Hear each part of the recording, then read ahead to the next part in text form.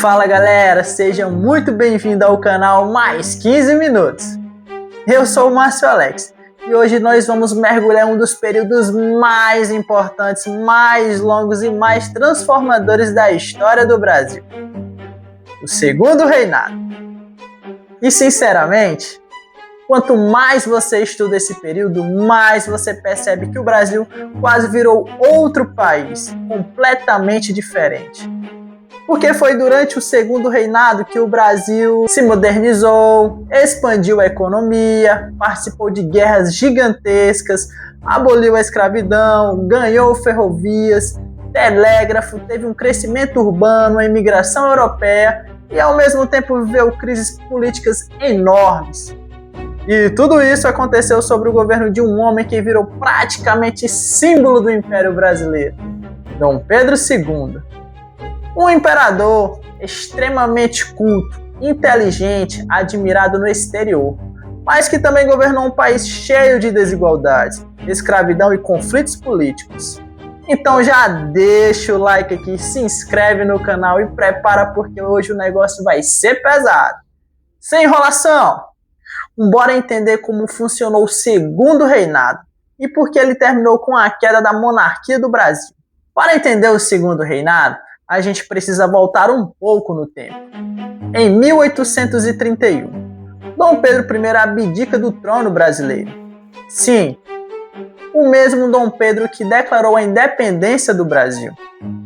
Ele enfrentava enorme desgaste político, crises econômicas, conflito com portugueses, problemas políticos, perda de popularidade. Então ele decide voltar para Portugal. O problema? O herdeiro do trono, Dom Pedro II, tinha apenas 5 anos de idade.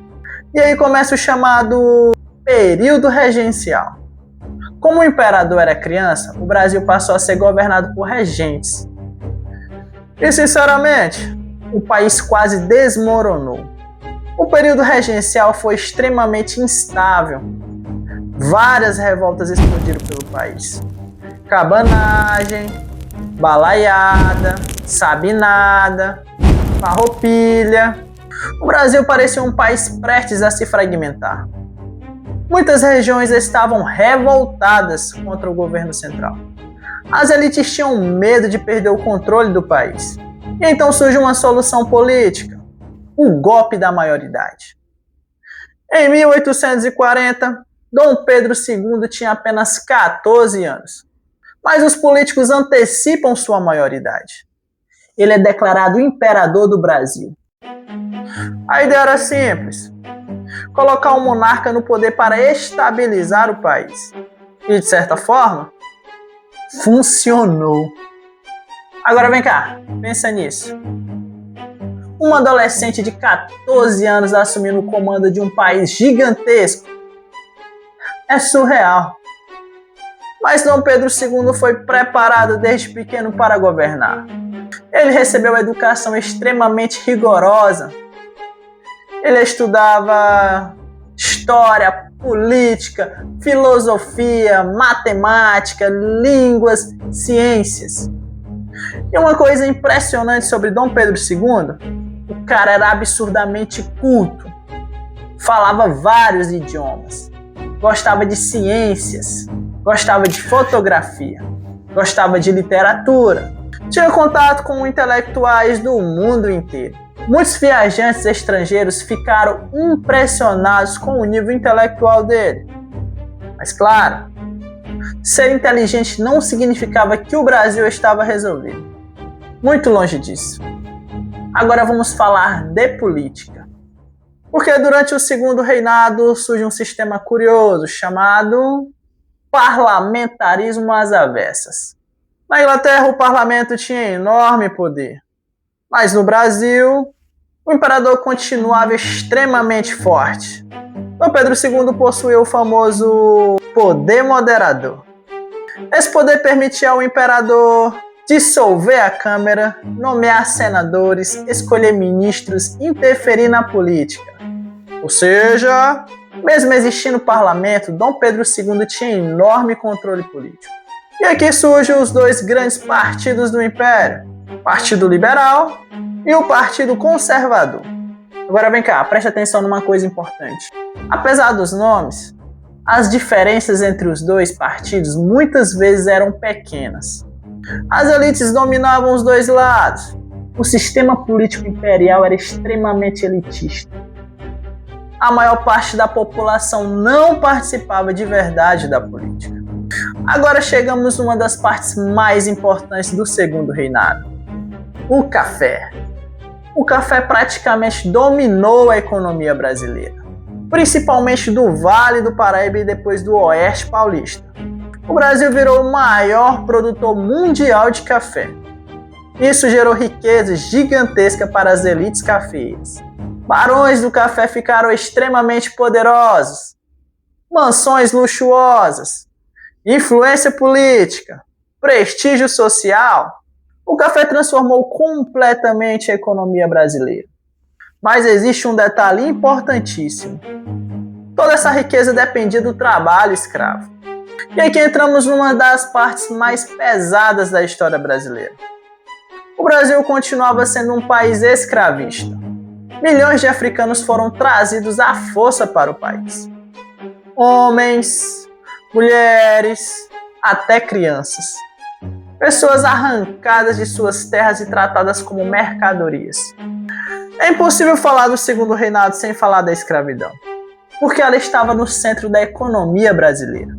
Nas fazendas de café, nos engenhos, nas cidades. Os escravizados sofriam violência constante, castigos físicos, separação de famílias, exploração brutal e o mais assustador: durante muito tempo isso foi considerado normal pelas elites brasileiras. Agora vem cá, presta atenção, porque a pressão contra a escravidão começou a crescer, principalmente da Inglaterra. Os ingleses queriam o fim do tráfico negreiro. Não porque fossem bonzinhos, mas porque o capitalismo industrial inglês tinha outros interesses econômicos. Então começam as pressões diplomáticas. Em 1850, é criada a Lei Eusébio de Queiroz. Ela proíbe oficialmente o tráfico negreiro no Brasil. Isso diminuiu a chegada de africanos escravizados. Mas a escravidão continuava existindo. E mesmo assim, essa lei mudou profundamente o país. Porque o dinheiro que antes era usado no tráfico começou a ser investido em outras áreas. Ferrovias, bancos, empresas, urbanização. O Brasil começou lentamente a se modernizar. Agora chegamos numa parte muito interessante. Durante o Segundo Reinado, o Brasil passou por várias transformações. Ferrovias começaram a surgir. O telégrafo chegou. A navegação melhorou. As cidades cresceram. E aqui aparece um nome importantíssimo: Irineu Evangelista de Souza, o famoso Barão de Mauá. Esse homem estava muito à frente do tempo dele. Mauá investiu em bancos, indústrias, ferrovias, iluminação pública, navegação. Ele acreditava na industrialização do Brasil, queria um país moderno, mas enfrentou resistências enormes das elites agrárias, porque muitos fazendeiros não tinham interesse em industrialização. O Brasil continuava extremamente rural. Mesmo assim, Mauá virou um símbolo do empreendedorismo brasileiro. Agora segura essa parte aí porque ela é gigantesca. Em 1864, começa a Guerra do Paraguai, o maior conflito armado da história da América do Sul. E sinceramente, essa guerra foi brutal. De um lado, Brasil, Argentina e Uruguai. E do outro lado, Paraguai, liderado por Solano Lopes. As causas da guerra são complexas: disputas regionais, interesses políticos, questões econômicas, controles de rios da região. Mas o resultado foi devastador. O Paraguai foi destruído. Milhares e milhares de mortos. A economia paraguaia entrou em colapso. Existem estimativas assustadoras sobre a quantidade de paraguaios mortos. Agora vem cá, presta atenção numa consequência importante. A guerra fortaleceu muito o exército brasileiro. Os militares ganharam prestígio, experiência, influência política. Isso seria importantíssimo mais tarde. Além disso, a participação de escravizados na guerra aumentou ainda mais os debates sobre a escravidão, porque muitos negros lutavam pelo país, enquanto continuavam sem liberdade. Agora chegamos numa das maiores transformações da história brasileira: o crescimento do movimento abolicionista. Jornalistas, intelectuais, advogados, escravizados fugitivos, vários grupos começaram a lutar pelo fim da escravidão. E que aparecem nomes importantes como Joaquim Nabuco, José do Patrocínio e André Rebouças. A pressão aumentava cada vez mais. E então começam as leis abolicionistas. Em 1871, a Lei do Ventre Livre. Filhos de mulheres escravizadas nasceriam livres. Em 1885, Lei dos Sexagenários. Liberdade para escravizados acima de 60 anos. Mas, sinceramente, essas leis ainda eram muito limitadas. A escravidão continuava, até que finalmente chegamos em 1888, 13 de maio. A princesa Isabel assina a Lei Áurea. A escravidão é oficialmente abolida no Brasil. E aqui uma coisa muito importante: o Brasil foi o último país independente das Américas a abolir oficialmente a escravidão. Agora pensa nisso. Milhões de pessoas foram libertadas, mas sem receber terras, sem indenização, sem apoio do Estado, sem políticas de inclusão. Ou seja, a abolição aconteceu, mas os problemas sociais continuaram enormes. E muitas consequências disso permanecem até hoje. Agora presta atenção aqui, porque o segundo reinado começa a entrar em crise. E vários grupos estavam insatisfeitos. Entre eles os militares. O exército ganhou força após a Guerra do Paraguai. E muitos militares queriam mais influência política. O outro grupo era a igreja. Houve conflitos entre a Igreja Católica e o governo imperial. Depois vem as elites agrárias. Muitos fazendeiros ficaram furiosos com a abolição da escravidão, especialmente porque não receberam indenização pela perda dos escravizados. Além disso, o movimento republicano crescia. Muita gente passou a questionar a monarquia. E enquanto isso, Dom Pedro II já estava velho e cansado politicamente. Ele tinha um enorme prestígio pessoal, mas a monarquia estava enfraquecida. E então chegamos em 1889, 15 de novembro. O Marechal Deodoro da Fonseca lidera um movimento militar. A monarquia é derrubada e a república é proclamada. E o mais curioso, a mudança aconteceu sem grande participação popular. Muita gente nem entendeu direito o que estava acontecendo.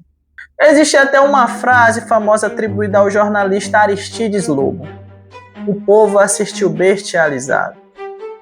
Dom Pedro II aceita a situação sem resistência. E pouco tempo depois a família imperial deixa o Brasil. Terminava oficialmente o segundo reinado. Agora vem cá, pensa numa coisa importante. O segundo reinado foi um período cheio de contradições. O Brasil se modernizou, cresceu economicamente, ganhou estabilidade política comparado ao período regencial. Mas, ao mesmo tempo, manteve a escravidão durante décadas, concentrou o poder nas elites, excluiu grande parte da população da política. Dom Pedro II virou um figurante extremamente marcante da história brasileira.